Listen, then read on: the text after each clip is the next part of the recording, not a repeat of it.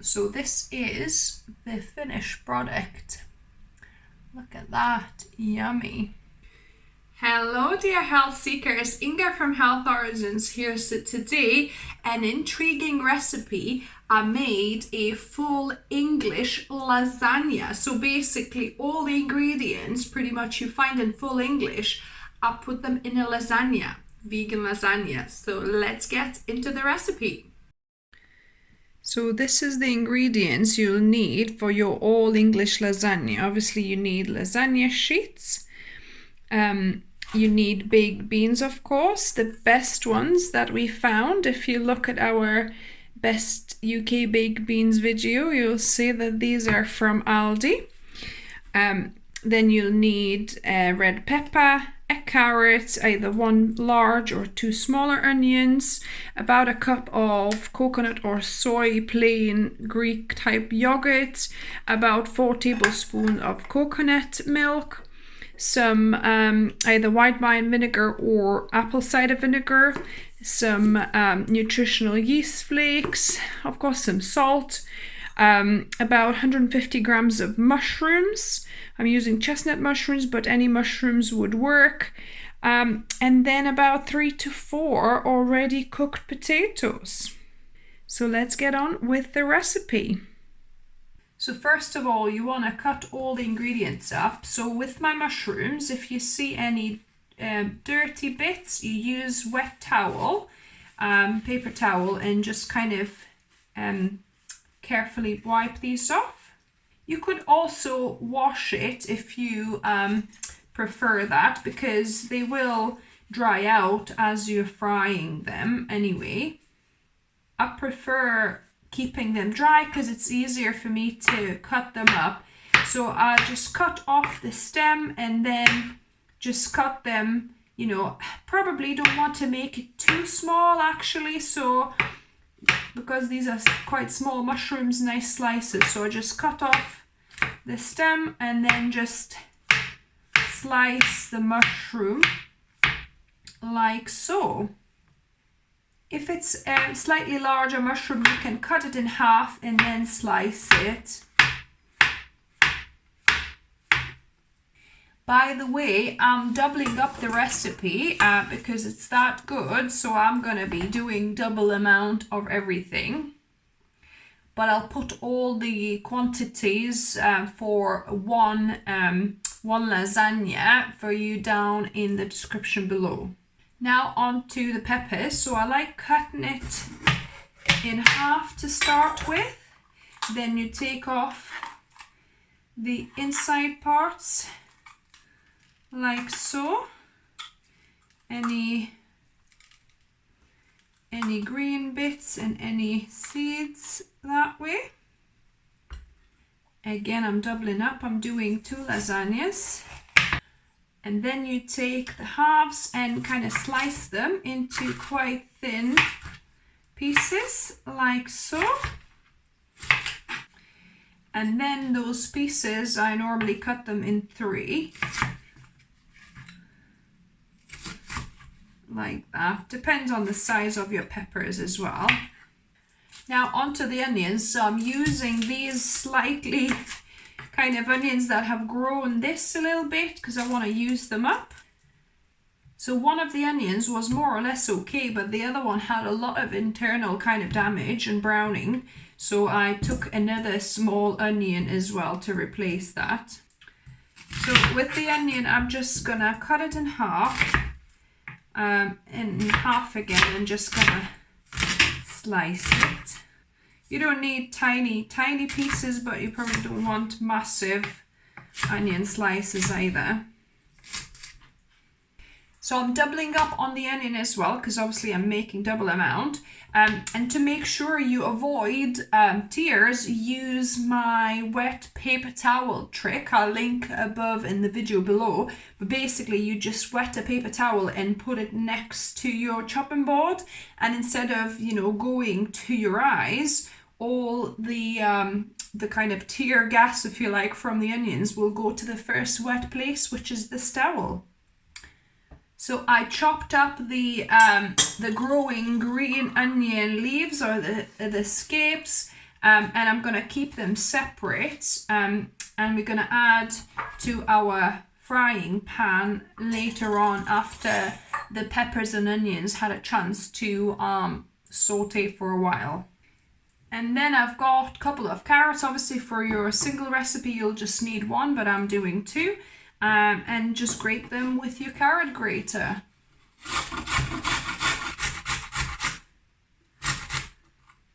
And the last ingredients that need chopping are your boiled potatoes. So you want to kind of slice them that way in there, so that you've got nice kind of about 1/2 centimeter thick slices like that. Oh, and I nearly forgot, we need some garlic. So you need 2 cloves of garlic crushed. I've got 4 here. And then you need about 3 smallish kind of tomatoes, or you could use a good punnet of the cherry tomatoes. So I've got some cherry tomatoes because I didn't have enough of the big ones. So with cherry tomatoes you can kind of just half them, and you could put them together with your pepper. We're gonna kind of cook them together with onions and pepper. So I'll just half the little ones, and for the bigger ones I like to take the middle out, and then I just slice them into little quarters and half them like that. So yeah, just take that middle core out, slice them. You need a good knife for your tomato. So first I like frying the mushrooms. So I preheated the pan, add dry mushrooms, and I'm gonna put the lid on and let them kind of sweat and release that moisture for about 5-7 minutes. It's been frying covered for 7 minutes. As you can see, it released the moisture, its own water if you like. So now I'm gonna fry this off, open, and I'm gonna put the garlic in now, so that it's got a little bit of moisture and it's not gonna, you know, get burnt or anything. Now once you see it's starting to dry out, then add about a tablespoon of soy sauce. I'm gonna add 2 tablespoons obviously because it's a double amount. That's instead of salt, so that just adds that bit of saltiness and umami flavor. And I'm just gonna cook it for another minute or so. So I'm gonna just switch it off. You don't want to dry it out too much. A little bit of moisture is fine. So just gonna put it in a container. And now we're gonna continue with another layer. So we're gonna fry our vegetables. So I'm gonna add tomatoes, the red pepper, and onion all together. I'm gonna add a teaspoon of stock powder for now, and then we'll probably need to add a little bit of water.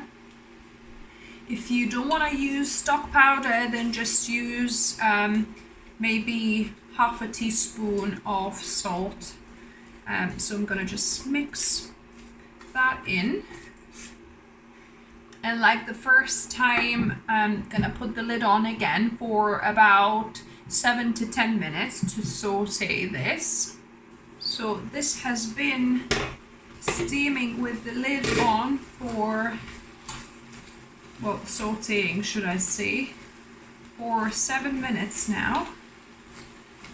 I'm gonna now add my carrots,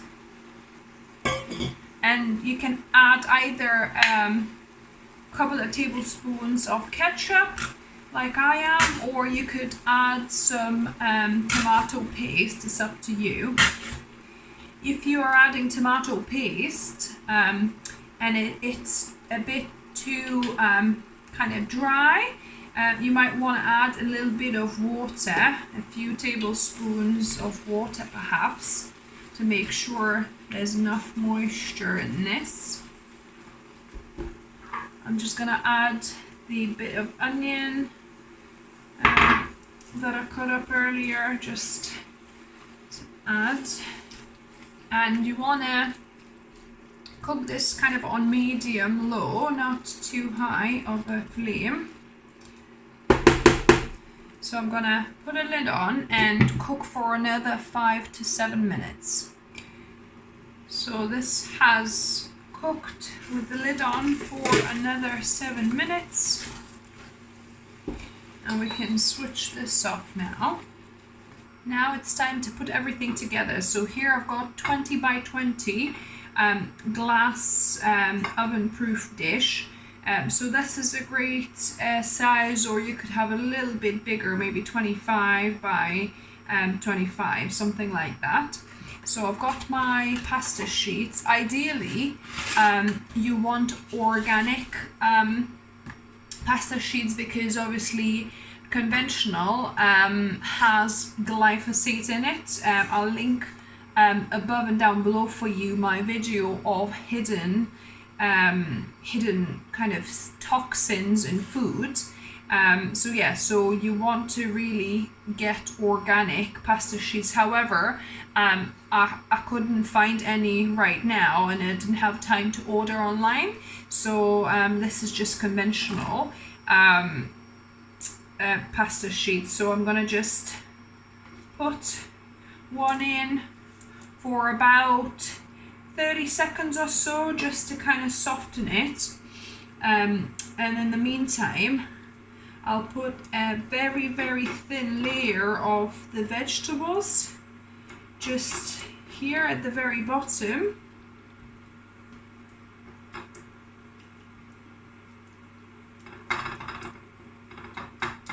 Just so that the pasta doesn't stick to the bottom, you want a little bit of veg on here.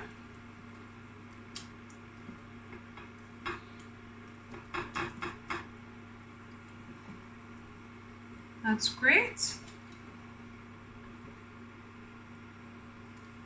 Now you want a slightly softened pasta sheet, and we're gonna layer them over. So I'm gonna use kind of 3 sheets per layer. You could probably put a couple of sheets at a time, but the main thing is so that they don't stick together.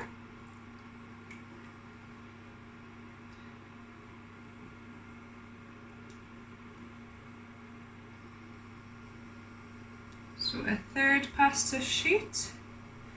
So that's nice for pasta. Now, next layer we're gonna put mushrooms. So I'm obviously gonna only use about half the mushrooms. Just want a thin layer on the top here first. And now on top of that, we're gonna put a whole tin of baked beans.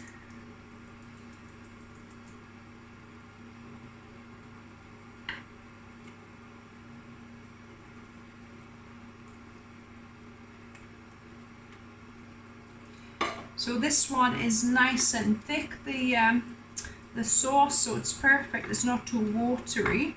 So make sure the baked beans you use are not too watery. So distribute it evenly on the top of mushrooms. Now we proceed with another layer of pasta sheets.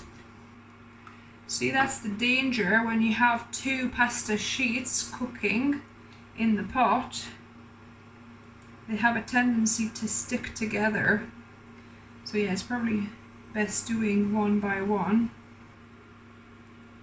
So the third sheet. Now I'm gonna put a whole layer of the remaining vegetables here. Now the last 3 pieces of pasta, so you need about 9 pieces per lasagna. Last pasta sheet, and I'm gonna now put the potatoes on top here. That looks good. Now we just need our white sauce on top. So for the sauce, I've got my NutriBullet bigger container, and you're gonna need 1 cup of yogurt. So this is coconut Greek style yogurt. Now for the sauce, I've got my NutriBullet bigger container. To that, I'm gonna add 1 cup of coconut natural Greek style yogurt. Since I'm doubling up the recipe, I'm gonna add another cup. And I'm gonna wash that out with about 1/4 cup of water, or for this whole amount, I'm gonna add about 1/2 cup of water here.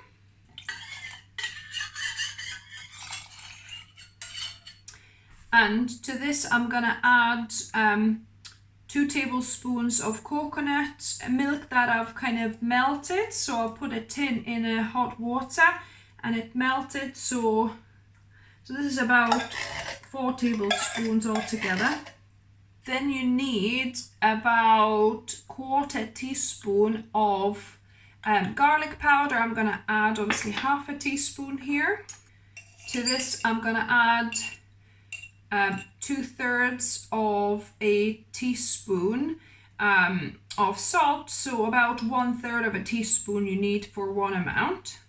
Then for this cheesiness, I'm gonna add a tablespoon of nutritional yeast flakes. So add 1 more. 1 tablespoon of cornstarch per portion. And 1 tablespoon of white wine vinegar or apple cider vinegar per portion. So now I'm gonna put my blending top on and gonna whiz this up.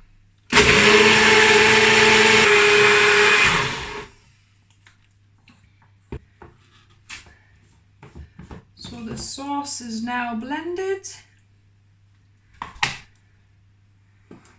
And I'll pour 1/2 of the amount onto my lasagna. If you want your sauce thicker, don't add the water. Just go with the yogurt and coconut milk or coconut cream. So this is now ready to be put in the oven. So I preheated my oven at 170 degrees fan oven. Or 190 conventional oven, and I'm gonna bake this for about 40 to 45 minutes. My lasagnas have baked, as you can see. One of them we already pretty much demolished. So this is the finished product. Look at that, yummy. It's bursting out with beans, mushrooms, and all the other goodness. I definitely recommend actually not putting water into your sauce. Just use as is without water, because it was a little bit watery. So yeah, I would say keep the sauce thicker for the top, the white sauce. But other than that, let's give this a taste test.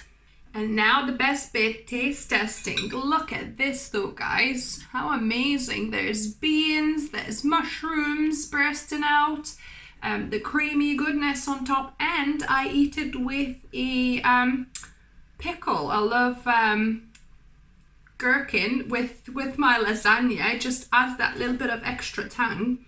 But let's give this a go. Everything is nice and kind of cooked through properly. So this is actually, I've reheated it once. works just as nice, just as well reheated the next day. But yeah, let me give this a go.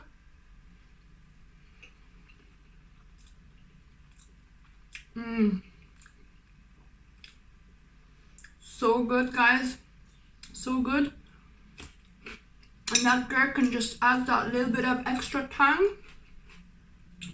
Olives would work well as well, but yeah, this one is just really nice kind of flavor combination. We've got the beans, the creamy sauce, the white sauce on top. That's got a little bit of slight cheesiness, not too cheesy. And the beans, the beans are just the best in this. I love the pepper and tomato, how it all combines together with the carrot. Yeah, the combo is amazing, guys. So let me know if you try this, what you thought of it. Give me a thumbs up if you like the video. If you're new to the channel, welcome, and subscribe for more vegan, plant-based, whole food experiments on my channel. And as always, remember, food is fuel, so be mindful of what you put in your body. Until next time.